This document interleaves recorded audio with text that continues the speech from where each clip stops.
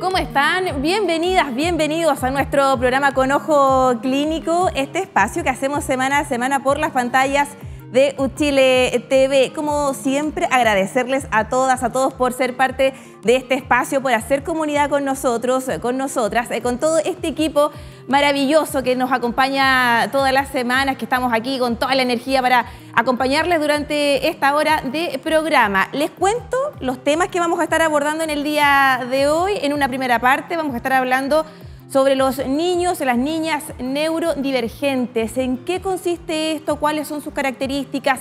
El apoyo que tienen que recibir también las familias, los padres, las madres, los abuelos, los tíos, quienes comparten con estos pequeños, pensando además en la temporada de verano y otras actividades que realizamos en el día a día. Se pueden ver también complicados, molestos, ¿cierto?, por su condición. Bueno, de eso vamos a estar hablando con una especialista en los próximos minutos.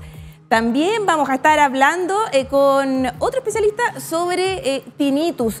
¿Sabe usted lo que es tinnitus? Bueno, hay una investigación, un trabajo bien relevante que están realizando en la Universidad de Chile sobre esta complicación, esta molestia. En algunos casos es incluso irreversible, en otros no. Bueno, de eso vamos a estar hablando en la segunda parte de nuestro programa, pero como siempre iniciamos con nuestra nota introductoria. Darko, nuestro compañero de equipo, periodista de este programa, conversó con padres, con madres, con niños y niñas neurodivergentes sobre sus impresiones, adaptaciones que se hicieron también, pero dejemos que él mejor nos explique y nos cuente en la siguiente nota.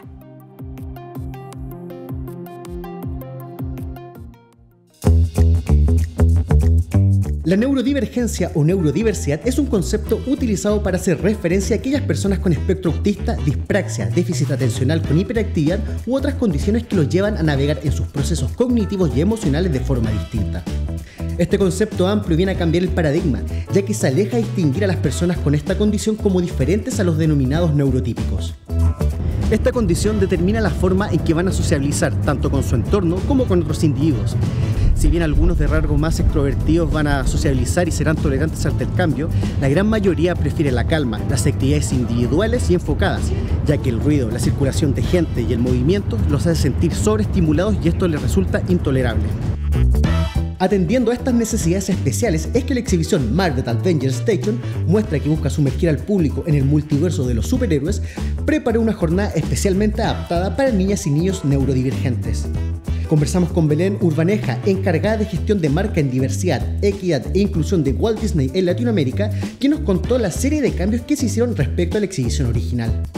En este caso, la idea es hacer sutiles adaptaciones a la experiencia que puedan ser más amigables para ser más amigable para personas que tienen desafíos en el procesamiento sensorial. Estas adaptaciones tienen que ver con, en el caso de Marvel Avengers Station, con suavizar el efecto de sonido en la zona de la experiencia, en disponer áreas de descanso sensorial, tanto en la sala de espera como en distintos puntos específicos de la exhibición, todas libres de música de fondo y con señalética. Pero las estaciones de cada superhéroe no son los únicos espacios adaptados. Las monitoras y profesionales que le dan vida a este show también fueron capacitados para atender las distintas necesidades del público que llegó a esta fecha única y especial. Esto gracias a la asesoría y gestión de la Fundación Apoyo Autismo Chile. Esto, como te digo, no lo hacemos nosotros solos, sino que lo hacemos con fundaciones que saben al respecto, en este caso Fundación Apoyo Autismo de Chile. En este caso, estas son las adaptaciones. Es importante tener gente capacitada. Nosotros no solo llamamos a organizaciones que traen personas expertas, sino que les pedimos que nos capaciten a nosotros, como compañía, nuestro grupo, nuestro equipo de eventos, y también a las personas de los venues, ¿no?, del lugar donde se realiza la función o el espectáculo. Pero no son solo los más chicos quienes se van de aquí con una sonrisa de oreja a oreja. Papás y mamás se muestran alegres y satisfechos por la experiencia, ya que destacan y valoran la existencia de estas instancias en que se adecúan y adaptan ante las necesidades de este particular público. Lo de hoy fue maravilloso porque la adecuación fue poner sectores sensoriales con cojines, estos puffs de pera en distintos lugares. Por lo tanto, ya no tuve que pasearme con la silla porque igual él se sentaba, pero no se durmió en ninguna parte. Por lo tanto, la adecuación de la luz, del sonido, funcionó. Disfrutó, lo hice interactuar con las cosas de los Avengers, a pesar de que no le interesan, sí lo hizo. Por lo tanto, a mí siento que lo pasó bien. Aún así, el llamado que hacen papás y mamás es poder extender esta experiencia a otras instancias, que cada exhibición, evento cultural o de entretención sea inclusivo para todo público, cosa que las personas neurodivergentes no se vean restringidas al espacio seguro de las 4 paredes de su hogar. Pero yo hago un llamado, la población con discapacidad en Chile es harta, es alrededor del 17% de la población. Por lo tanto, como público objetivo y como cliente de servicio, digamos, compradores de servicio, somos un nicho interesante que ha estado abandonado por mucho tiempo. Y además, cuando hay una persona con una discapacidad en la familia, si los espectáculos no están adaptados, el que queda afuera son los hermanos, la mamá, el papá, los abuelos, porque muchas veces nos tenemos que restar de ir a esos espectáculos porque sabemos que no lo vamos a pasar bien. Según un estudio de Fundación Mis Talentos, 1 de cada 51 niños en Chile está dentro del espectro autista, prevalencia mucho mayor respecto a otros países de nuestra región.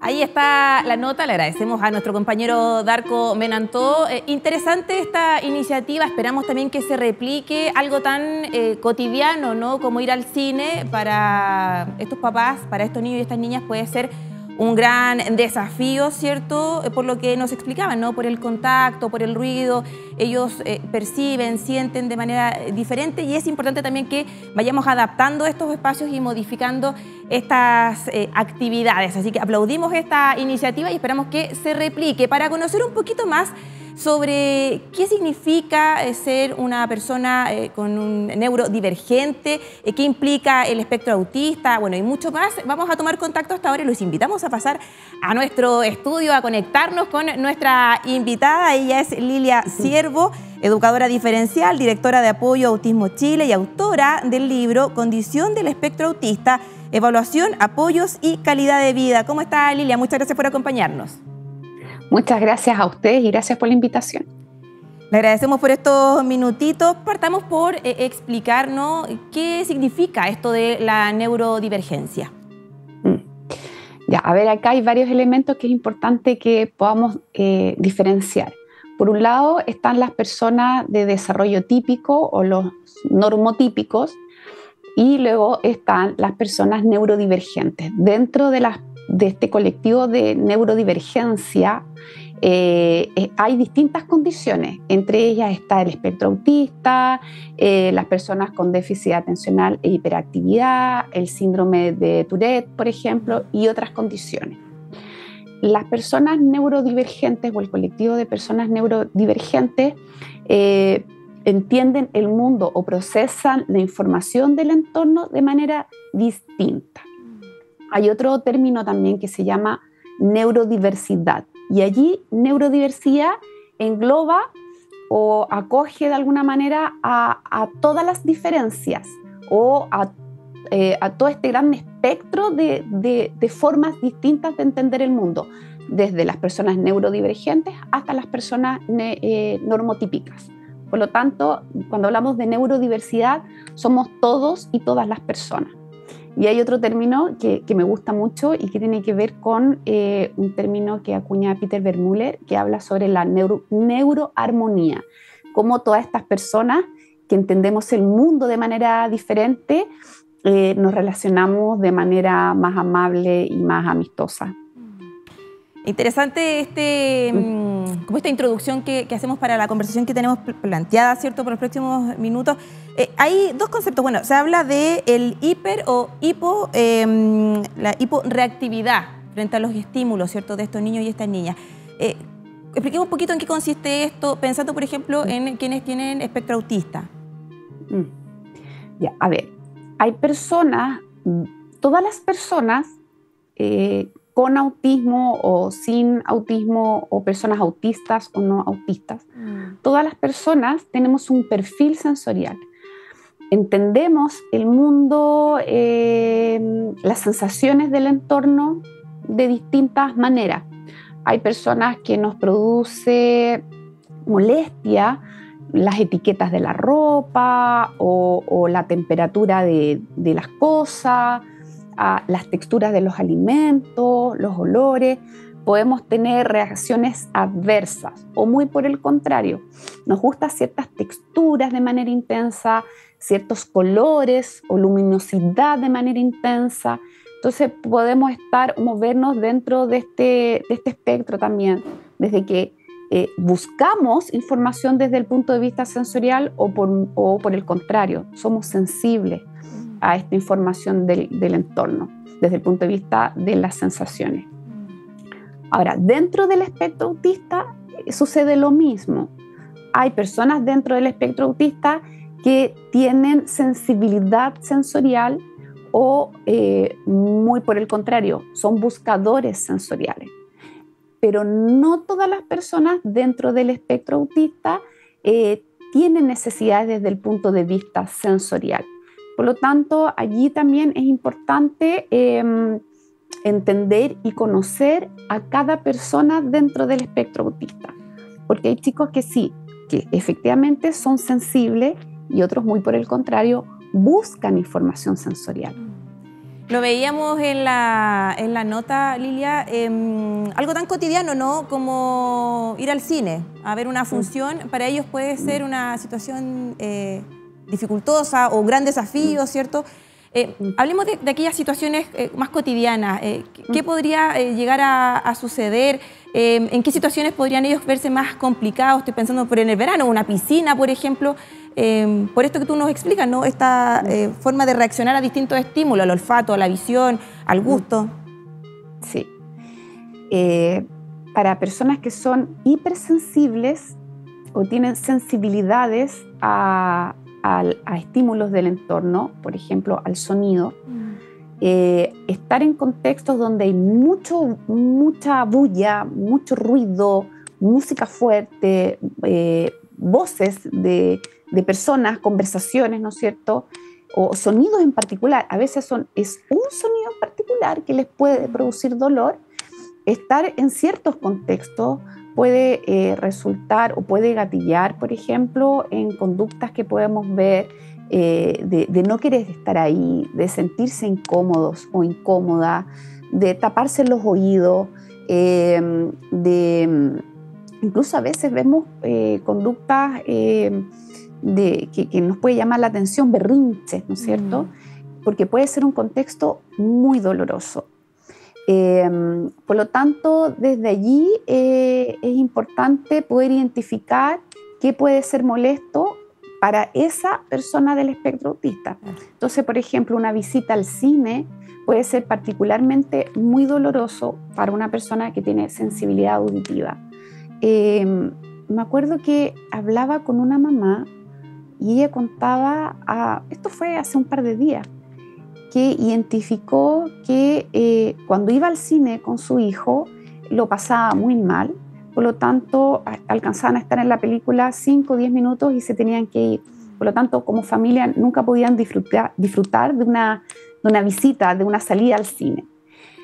Y un día estaban en ese contexto y se le ocurre taparle con las manos de ella los oídos. Bueno, y fue la primera vez que pudieron disfrutar de una película Toy Story, creo que fue. Entonces, solo fue esto, tapar oídos.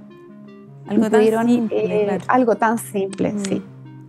Lilia, qué interesante y qué gráfico, ¿no? Este ejemplo que nos das, y pensando justamente en los papás, en las mamás, en los cuidadores, en quienes tienen niños, niñas a cargo, ¿cierto? Y tienen esta condición, ¿qué recomendaciones entregarles también frente, por ejemplo, a una crisis, ¿no? Y también te lo pregunto para quienes somos externos, que nos podemos encontrar también con una situación así, cómo también apoyar a una familia o una situación que podemos ver en el cine, en un parque, en una piscina, con un niño y una niña y una familia que está en este contexto. Sí. A ver, acá hay dos elementos que son bien importantes, que ojalá pudiéramos tomarlo en consideración y que tiene que ver con el momento mismo en que diseñamos los espacios o los contextos. Por ejemplo, destinar tiempos o momentos donde tengamos espacios más distendidos. Por ejemplo, en el supermercado sabemos que hay sonidos, hay ruidos, hay gente, hay música, hay mucha información que puede ser un contexto complejo para una persona del espectro autista. Por lo tanto, como familia, si no contamos con espacios diseñados desde un inicio para las personas con sensibilidad sensorial, que eso sería lo ideal, claro. Comenzar a diseñar desde sus orígenes contextos que puedan ser más amables. Ese es como el primer punto. Ojalá poder diseñar desde los orígenes de los proyectos. Eso es como el punto 1. Y el punto 2 tiene que ver con poder identificar dentro de esos contextos, como el supermercado, el metro, los buses, los cines, identificar en qué momentos, por ejemplo, es un horario más distendido. Por ejemplo, en la mañana, un día de semana, hay menos público. Generalmente son espacios que son más tranquilos. Por lo tanto, yo no voy a llevar a mi hijo o hija el día sábado en la mañana. Sabemos que ahí se llena de gente, puede ser muy abrumador. Por lo tanto, puedo elegir un horario que sea más tranquilo. El horario punta en el metro, hay horarios a las 6 de la tarde, a las 8 de la mañana, que colapsa el metro. Por lo tanto, allí también podemos hacer uso del transporte público en horarios donde hay menos gente. Hay chicos, por ejemplo, que andar en bus, sabemos que los buses se llenan, además que no solamente está el tema desde la información sensorial, que puede ser muy abrumador, sino que desde el sistema público entrega poca certeza. En regiones, los buses no tienen una parada establecida. Exacto. Se paran en cualquier lado y eso también puede generar ansiedad, el tener poca certeza. Entonces yo le recomiendo a los chicos, por ejemplo, bueno, no tomemos el transporte público, buses, sino que optemos por metro, en regiones que tienen más certeza y hay horarios establecidos y desde allí también podemos entregar contextos más, dar más certeza, más seguridad. Lilia, hay que entender. Sí, no, preguntarte, estábamos hablando de esto, ¿no? Del transporte, estamos en temporada estival, ¿no? El tema de las piscinas, el agua, el contacto con otros niños, también ahí se pueden producir algunas situaciones, también, ¿cómo enfrentar eso? ¿Qué recomendaciones entregarle a los papás, no? Mira, yo la recomendación que entrego es que aquí, más allá de saber de autismo o saber de neurodivergencia, yo creo que no necesitamos ser expertos para poder ir promoviendo contextos mucho más inclusivos y menos excluyentes. Solo basta con ser más amables. Y puede ser tal vez un término que repetimos permanentemente, pero esa es la clave. O sea, si vemos un niño o una niña, un joven, un adulto que lo está pasando mal en la piscina, por ejemplo, con el ejemplo que tú pusiste, yo como mamá o persona, estar ahí disponible para poder apoyar, preguntar, ¿necesitas ayuda? Yo creo que eso, basta con eso. Una palabra tan sencilla es como ¿en qué te puedo ayudar? Claro. Muchas familias se sienten generalmente muy evaluadas en esos contextos.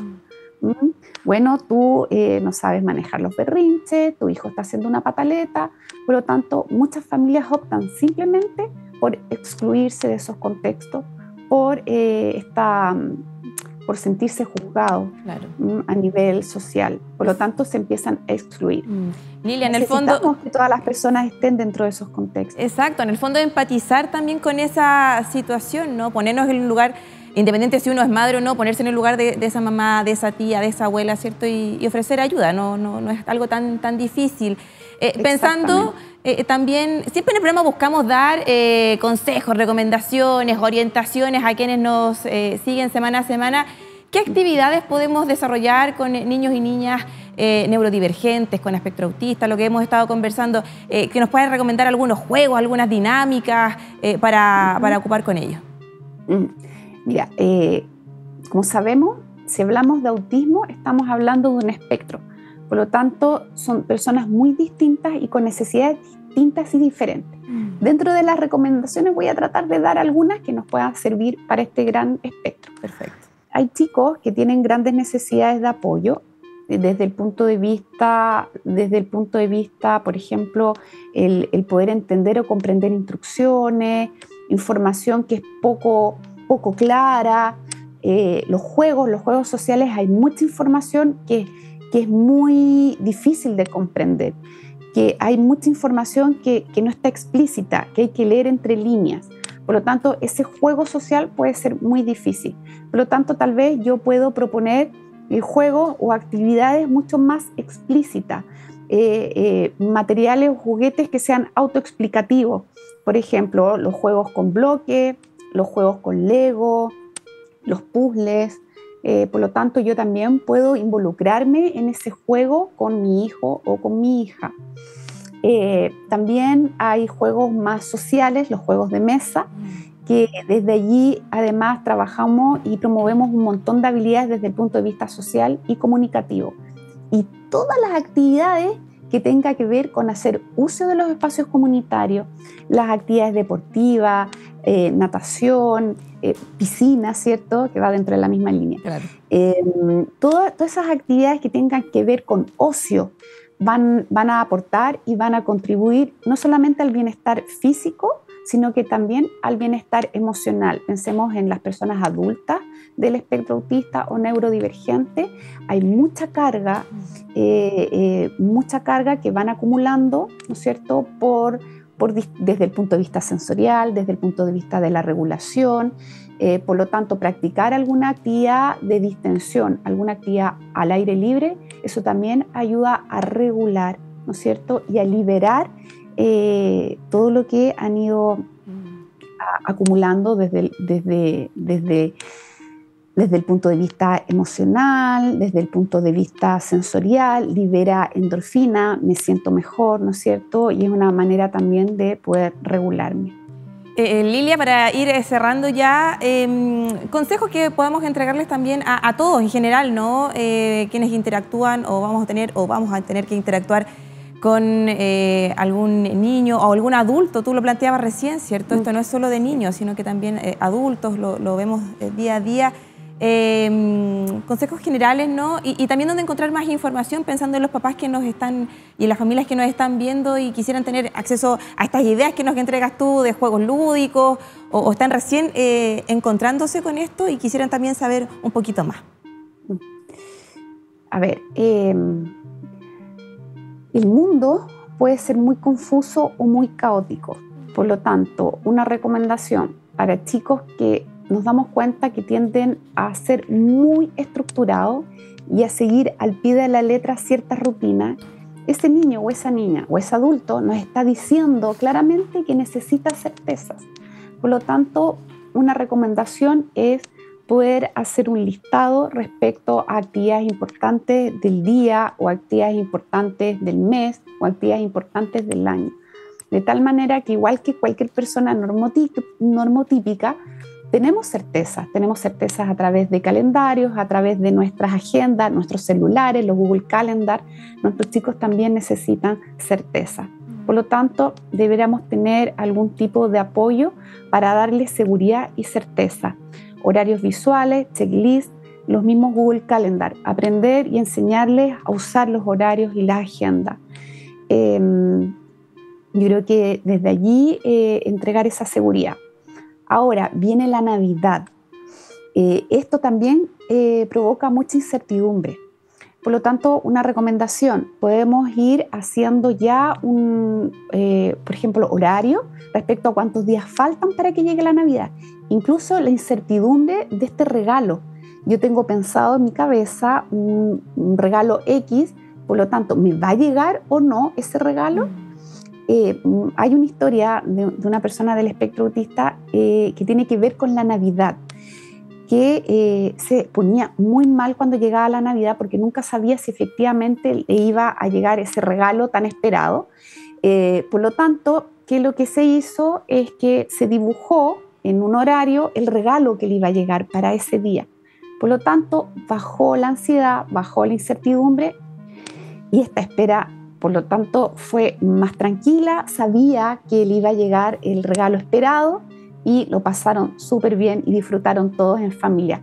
Esa es una recomendación, que ojalá podamos darle seguridad y mayor certeza a nuestros chicos, niños, jóvenes y adultos, para que lo pasen mejor. Lilia, muy importante lo que nos estás comentando hoy día. Te queremos agradecer por... Disculpa, me faltó los recursos. Sí, pueden visitar la página de la Fundación. Tenemos 2 guías. Una tiene que ver con la guía para la inclusión social, que pueden encontrar un montón de recomendaciones para todo lo que hemos estado hablando, y la otra, la guía para la inclusión educativa. Visitan la página web y pueden acceder a estos 2 recursos, a estos 2 libros de manera gratuita. Súper, ahí está toda la información, todo dicho, consejos, recomendaciones, guías. Es importante hablar de estos temas y por eso era importante también tenerte en el programa. Te pasaste. Muchas gracias por acompañarnos, que te vaya muy bien. Muchas gracias.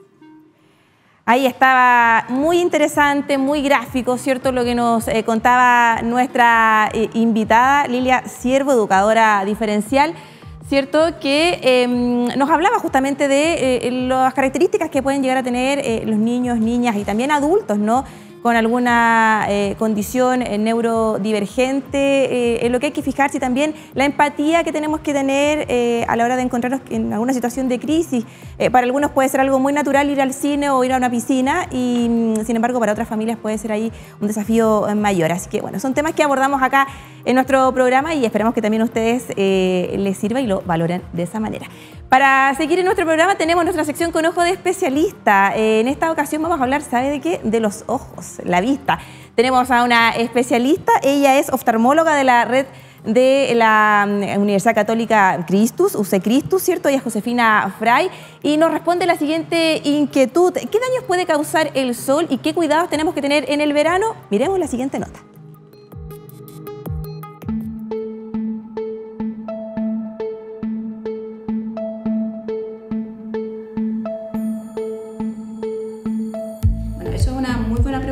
Y hay que partir diciendo que el sol no solamente tiene efectos negativos sobre la vista, sino que también es fundamental para el óptimo desarrollo visual de los niños, y por lo mismo es que nosotros recomendamos que todos los niños en etapa de crecimiento tengan una exposición diaria, es decir, actividades al aire libre entre 1 a 2 horas por día.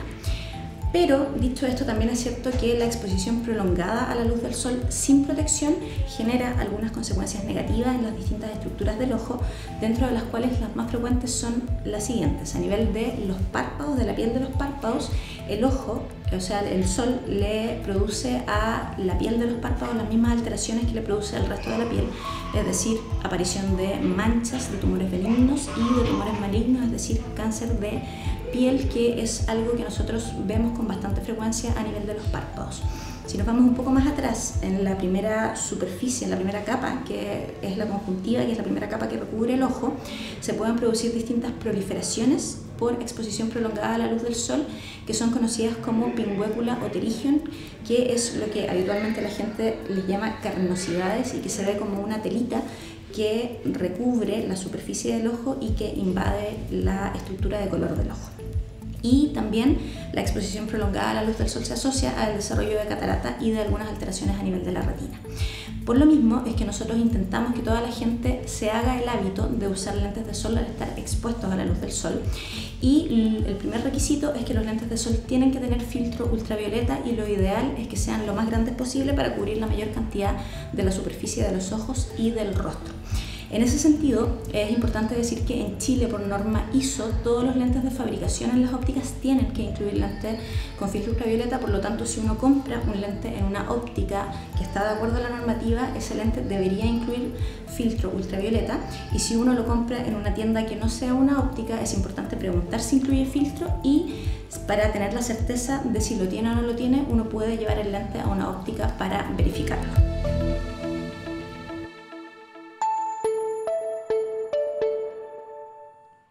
Le agradecemos a la doctora Josefina Fray, que nos va a estar acompañando, oftalmóloga, ¿cierto?, de UC Christus, que nos va a estar acompañando durante las próximas semanas, entregándonos algunas recomendaciones, consejos, respondiendo también algunas inquietudes en torno a nuestra visión, al cuidado que tenemos que tener con nuestros ojos, que es muy, muy importante.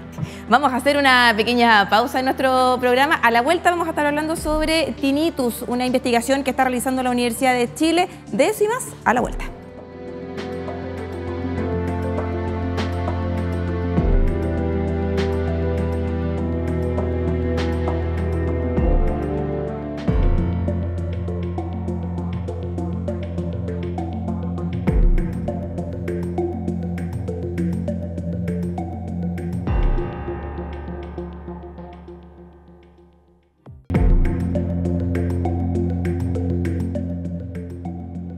Y estamos ya de vuelta después de esta breve, pequeña pausa, ¿cierto?, que hicimos para continuar en Con Ojo Clínico. Recordarles que tenemos nuestras redes sociales, @UchileTV, nos encuentran en Instagram, también en Facebook. Y tenemos un correo que es canal@uchile.cl, donde ustedes se pueden comunicar con nosotros si tienen algún comentario, alguna sugerencia, alguna queja, quieren proponernos algún tema, eso y más a través de nuestro correo canal@uchile.cl.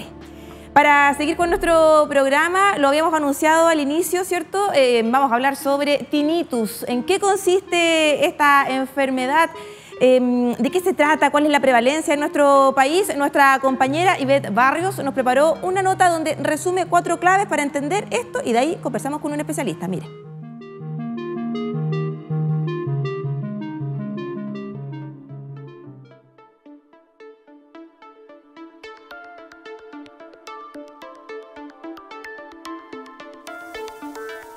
Zumbidos o silbidos que se escuchan en uno o ambos oídos. Su frecuencia varía de lo intermitente a lo constante y muchas veces se asocia a la pérdida de la audición. La mayoría de estos casos tienen como antecedentes algún trauma acústico. Para su diagnóstico se requieren pruebas por imágenes, como las tomografías o resonancias magnéticas. En algunos casos, los médicos recomiendan la utilización de audífonos para reducir los zumbidos. Se considera un problema común, ya que entre un 15 y un 20% de la población puede presentar al menos un episodio a lo largo de su vida, y la probabilidad de sufrir este padecimiento aumenta con la edad. En nuestro país, la Fundación Elige Oír, ubicada en el Maule, es pionera en la ayuda y asistencia de las personas que tienen tinnitus o vértigo. Ahí estaba la nota que nos preparó nuestra compañera Ivette Barrios sobre tinnitus. Interesante el dato, entre el 15 al 20% de la población puede sufrir o haber sufrido un trauma acústico, esta molestia, este pitito, este silbido, que puede ser, ¿cierto?, algo del momento, pero también puede ser algo que se convierta ya en algo permanente. Vamos a conectar hasta ahora para que hablemos un poquito más sobre este tema con un especialista. Nos acompaña Paul Delano, él es otorrino, experto en otoneurología y director académico del Hospital Clínico de la Universidad de Chile. ¿Cómo está? Muchas gracias por acompañarnos en Con Ojo Clínico. Hola Marisa, muy buenos días. Muchas gracias por la invitación.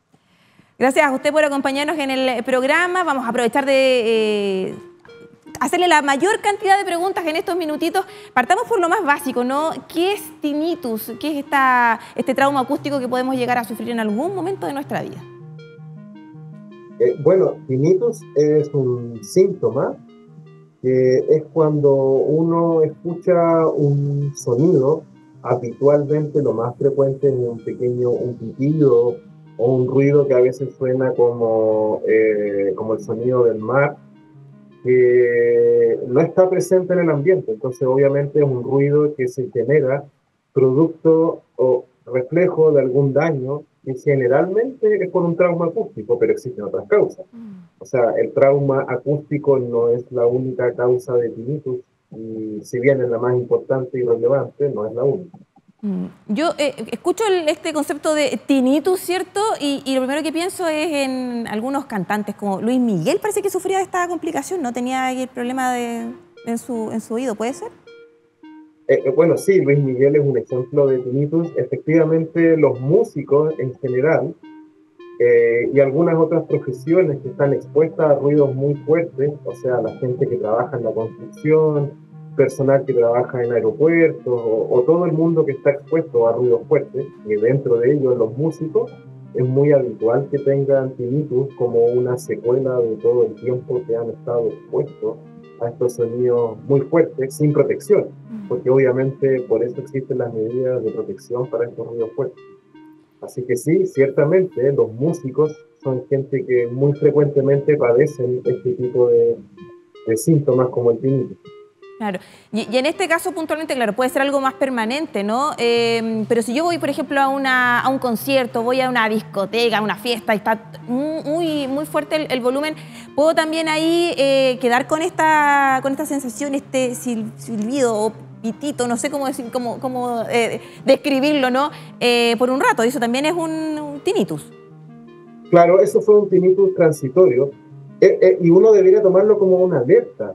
Por suerte, o sea, yo creo que la mayoría de la gente, cuando alguna vez ha estado en un lugar muy ruidoso, como por ejemplo una discoteca o algún pub en la noche que tuvo la música muy fuerte, es muy frecuente que la gente se vaya a dormir o despierte al día siguiente con un pequeño pitido, y que en la mayoría de los casos, al cabo de unas 48 horas, este desaparece. Yo digo por suerte, porque hay un porcentaje que no desaparece y que se hace crónico. Entonces, justamente cuando este ruido no desaparece y se hace crónico, es cuando la gente le molesta más. Ahora, ojo, y quiero ser súper claro, que la gente que fue a esta discoteca y que tuvo este tinnitus transitorio, de alguna forma se ha demostrado en los modelos, digamos, de tinnitus que existen, de que el daño auditivo sí se generó.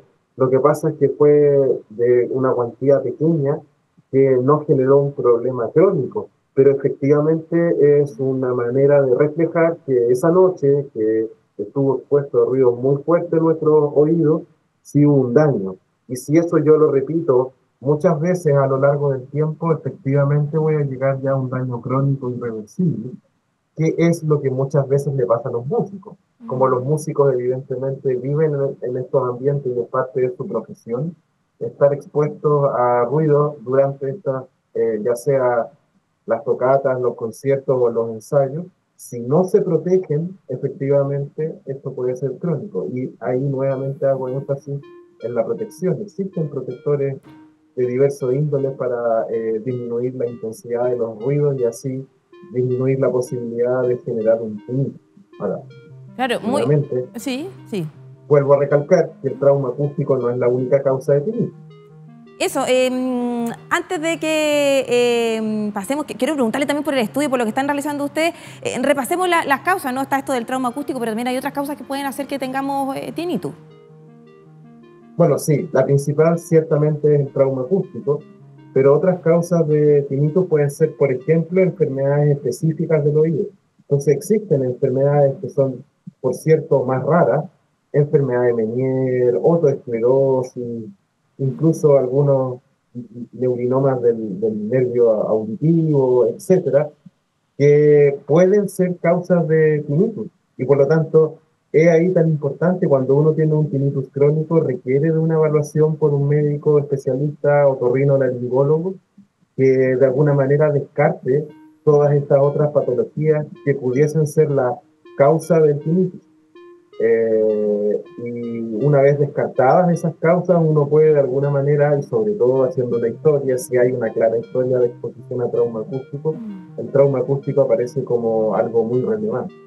Ahora, por otro lado, cada vez se hace más emergente que también el tinnitus muchas veces va acompañado de patologías de la esfera psicológica o neuropsiquiátrica, sobre todo los trastornos ansiosos y a veces depresivos. Entonces, a veces también puede acompañar a este tipo de enfermedades y es súper importante el diagnóstico también, en este caso, de la esfera neuropsiquiátrica. Así que el tinnitus puede ser un síntoma, pero que puede estar por detrás con otra enfermedad. Muchas enfermedades, y por lo tanto es importante consultar si esto se hace crónico. Exacto. Paul, aprovechemos también de hablar de las investigaciones, ¿no? Ustedes están trabajando en algo bien particular respecto a tinnitus. Cuéntanos un poquito en qué va eso. Bueno, ciertamente el tinnitus es más que una enfermedad del oído. No solo está limitado al oído, sino que también de alguna forma involucra a las redes cerebrales, ¿ya? Porque esta cosa de tener un ruido crónico que a uno lo puede afectar de mayor o menor manera, lo puede afectar tanto para sus labores, digamos, del diario vivir, cognitivas, o incluso para las redes emocionales. Uno puede estar muy afectado por tinnitus. Y efectivamente es poco lo que entendemos de cómo funciona el cerebro en los pacientes con tinnitus. Entonces nosotros particularmente estamos muy interesados en entender este problema y estamos realizando un estudio donde hacemos mediciones con electroencefalograma en pacientes con tinnitus y con muchas, obviamente, evaluaciones audiológicas y auditivas que nos permiten entender un poco mejor, o al menos estamos intentando entender un poco mejor qué es lo que pasa en aquellas personas en que el tinnitus se convierte en un problema.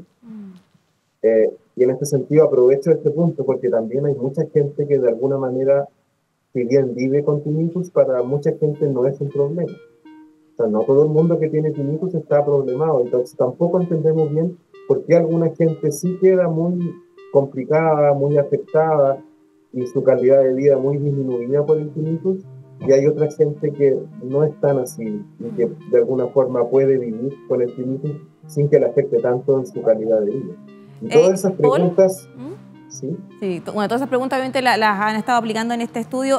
Preguntarte, ¿cuánta gente han podido, cierto, evaluar, ha sido parte de esta investigación? Y también, ¿qué otras nuevas estrategias terapéuticas podemos también esbozar, sacar a raíz de este estudio?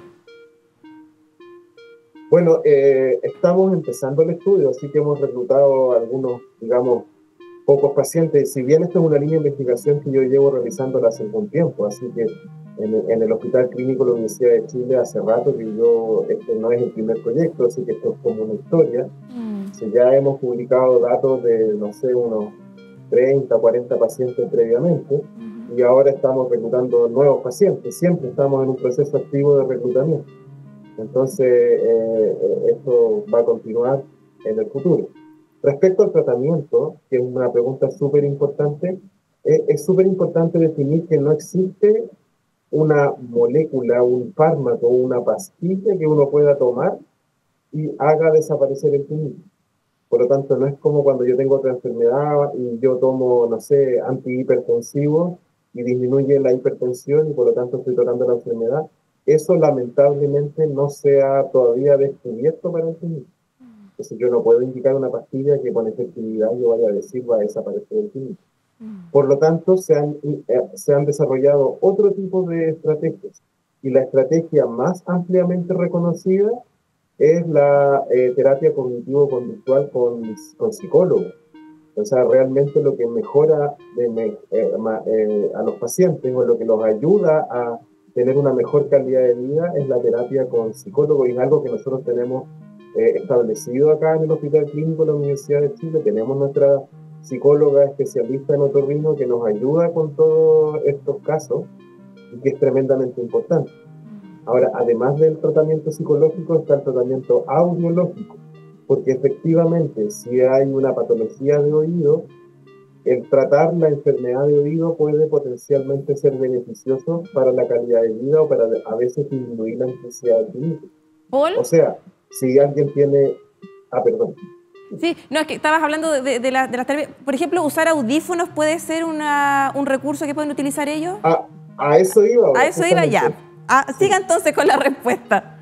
Justo iba a eso. El tema audiológico se refiere a que si alguien tiene una sordera, que nosotros le decimos hipoacusia, y efectivamente se beneficia con el uso de audífonos, se recomienda indicar audífonos, y estos audífonos pueden tener algunos que se llaman programas de enmascaramiento auditivo o algunas estrategias acústicas como para intentar disminuir la molestia que genera el tinnitus, y eso sí es de ayuda. Ahora, no todos los casos se benefician por eso. Nuevamente estamos ante otro problema. Hay mucha gente que responde muy bien a esta terapia auditiva, pero hay otra gente que no lo responde tan bien. Pero de alguna forma, caso a caso, tanto con las terapias psicológicas, cuando corresponde con la terapia auditiva, con audífonos o enmascaradores de tinnitus u otras alternativas, podemos ir ofreciéndole ayuda a los pacientes, sobre todo aquellos que están muy aquejados por el tinnitus. Y ojo que cuando están muy complicados o alguien está muy aquejado por el tinnitus, muchas veces es por el componente neuropsiquiátrico. Y por ahí les digo que es tan relevante el tema de la psicóloga en otorrino y en tinnitus, porque es algo que nos ayuda fuertemente con estos pacientes. Claro que sí, esto puede ser obviamente una situación que puede afectar nuestra salud mental, lo hemos estado conversando durante este rato, ¿no? ¿Cómo puede afectarles a estas personas? Y ya para ir cerrando también, pensando en aquellas que nos están viendo, nos están siguiendo y quisieran participar del estudio o tener más información, aprovechemos también de entregar toda esa información para que puedan escribirles y contactarse a través del hospital con ustedes. Bueno, claro, si es que acuden a nuestro hospital, el Clínico de la Universidad de Chile, nosotros tenemos el proyecto, en este momento está abierto y estamos abiertos a reclutar más pacientes, así que por supuesto pueden venir a nuestro hospital y ser atendidos en el servicio de otorrinolaringología, donde tenemos este proyecto para pacientes con tinnitus y son bienvenidas todas las personas. Evidentemente tenemos criterios de inclusión y exclusión y si ustedes vienen, una persona experta que es parte del proyecto los contactará y les hará una encuesta para saber si efectivamente son candidatos o candidatas a participar en nuestro estudio, pero mientras no lleguen no tenemos cómo saberlo. Bueno, ahí está la invitación hecha entonces para quienes quieran participar de este estudio y agradecerle, Paul, por estos minutos, por ser parte de nuestro programa y acompañarnos, ¿cierto?, con esta interesante información. Hay muchas personas que no saben sobre tinnitus y es bueno también que lo hablemos y lo abordemos acá. Que le vaya muy bien, muchas gracias. Muchas gracias, Marisa. Ahí estaba esta interesante conversación con este especialista del Hospital Clínico de la Universidad de Chile que están haciendo este estudio y que hablaba, ¿cierto?, de los tratamientos, de esta afección que puede ser permanente y bien molesto también para quienes la padecen. Estamos llegando ya al final de nuestro programa, como siempre contentos, contentas de acompañarles. Aquí todo el equipo está todos muy felices. Sí, lo veo en su rostro, están todos muy, muy felices. Escucho el ánimo del programa, porque nos gusta siempre cerrar con alguna noticia positiva, esperanzadora. Es un estudio de la OMS que habla sobre los beneficios que puede tener caminar hacia atrás. ¿Sabía usted eso? Sí. Puede ser a través cognitivo, así que si uno camina hacia atrás, así, dicen que eso nos puede ayudar. ¿Por qué? Porque desarrolla también nuestro cerebro a nivel cognitivo, también nuestra musculatura e incluso para quienes tienen afecciones a nivel lumbar también puede ser una buena estrategia caminar de vez en cuando hacia atrás. Y también como dato, algunos estudios hablan de que podría ayudar a hacer actividades que cotidianamente las hacemos, por ejemplo, con nuestra mano derecha, hacerla con nuestra mano izquierda, abrir una puerta con la mano distinta, y eso nos puede ayudar incluso para enfermedades neurodegenerativas como el Alzheimer. Son datos positivos con el que cerramos nuestro programa y yo me voy caminando hacia atrás, los dejo hasta acá, nos reencontramos la próxima semana. Chao, chao.